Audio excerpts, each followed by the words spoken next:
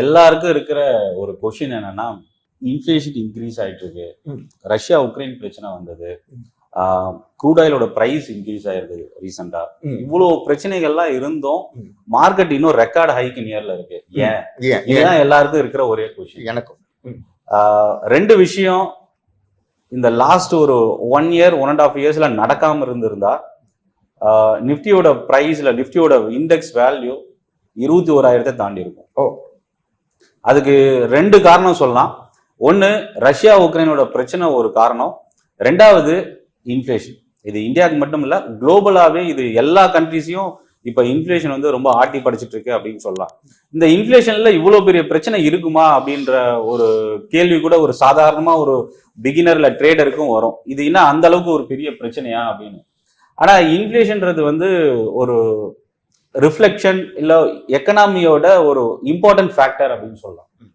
So இந்த inflation வந்து அந்த அளவுக்கு வந்து ரெஸ்ட்ரிக்ட் பண்ணுது மார்க்கெட்டை. இது ஒரு டைம் பீயிங்க்கு மட்டும்தான் இருக்கும். இது வந்து இன்னும் ஒரு 5 வருஷத்துக்கு இந்த இன்ஃப்ளேஷன் வந்து பிரச்சனை இருக்கும், மார்க்கெட் இன்க்ரீஸ் ஆகுது அப்படிலாம் இல்லை. இதுக்கு முன்னாடி பாஸ்ட் ரெக்கார்ட் நம்ம எடுத்து பார்த்தோம் அப்படின்னா, ஒரு 1 year இல்லை 1.5 years வரைக்கும் தான் இந்த பிரச்சனை வந்து பாஸ்ட்ல இதுக்கு முன்னாடி வந்தப்பெல்லாம் நடந்திருக்கு.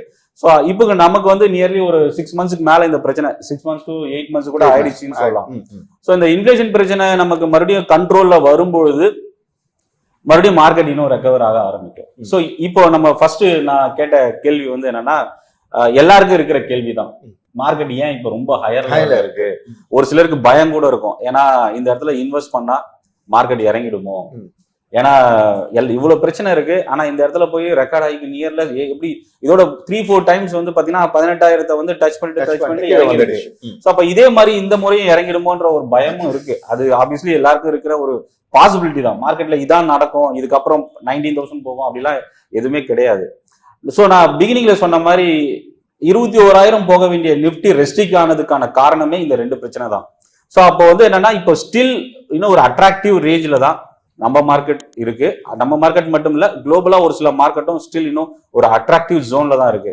இப்போ இதுக்கு முன்னாடி லாஸ்ட் இந்த 2 yearsல நடந்த ஒவ்வொரு கரெக்ஷன்லயும் இதோட லெசன்ல இருந்து நம்ம எடுத்துக்கக்கூடியது என்னன்னா, மார்க்கெட் எவ்வளவு இறங்கினாலும் மறுபடியும் பவுன்ஸ் பேக் ஆகும். அருமையான.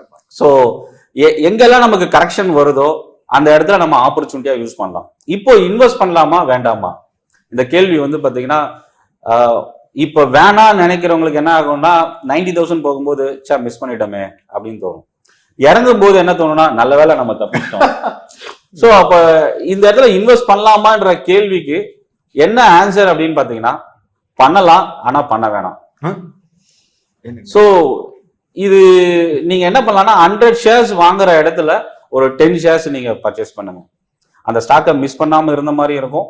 இன்கேஸ் கரெக்ஷன் வந்தா நம்ம அக்குமுலேட் பண்றதுக்கு அதை யூஸ் பண்ணிக்கலாம். ஸோ அப்போ வந்து அகைன் பேக் டு இப்போ ரீசெண்டா ஒஸ்ட் சினாரியோ பாத்தீங்கன்னா அரௌண்ட் 16,000க்கு பிலோ ஃபாலா இருந்தது. 15,000 நியர்ல கூட வந்தது மார்க்கெட். ஸோ அந்த லெவல நம்ம பாட்டமா இப்போ வச்சுக்கலாம்.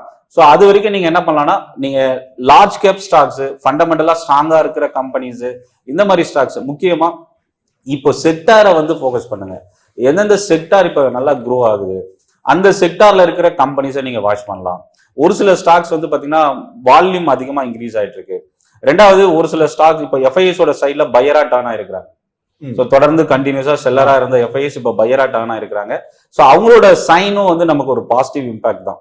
ஸோ அப்போ என்ன பண்ணலாம் அப்படின்னா, நீங்க சிறுக சிறுக இன்வெஸ்ட் பண்ணும், முதலீடு செய்யணும் அப்படின்னு சொல்லுவோம் இல்லையா, அந்த மாதிரி கிட்டத்தட்ட ஒரு எஸ்ஐபி போல கூட நீங்க யூஸ் பண்ணலாம். இல்ல எனக்கு இந்த இடத்துல வந்து இன்வெஸ்ட் பண்றதுல எனக்கு கொஞ்சம் பயம் இருக்கு, கொஞ்சம் கொஞ்சமா இன்வெஸ்ட் பண்ணாலும் இறங்கும்னு நினைச்சா எதுக்கு நம்ம இன்வெஸ்ட் பண்ணணும் அப்படின்னு உங்களுக்கு தோணுதுன்னா, நீங்க வந்து மியூச்சுவல் ஃபண்ட்ஸ் இருக்கு. ஸோ மியூச்சுவல் ஃபண்ட்ஸ்ல எஸ்ஐபி நீங்க யூஸ் பண்ணலாம். மந்த் அண்ட் மந்த் வந்து நீங்க ஒரு உங்களோட ஏர்னிங்ஸ்ல இருந்து ஒரு போர்ஷனை வந்து இன்வெஸ்ட் பண்ணலாம்.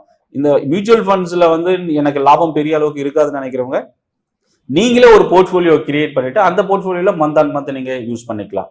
ஸோ அப்போ என்னன்னா, எந்த ஒரு ஆப்பர்ச்சுனிட்டியும் மார்க்கெட்ல விட்டுறக்கூடாது.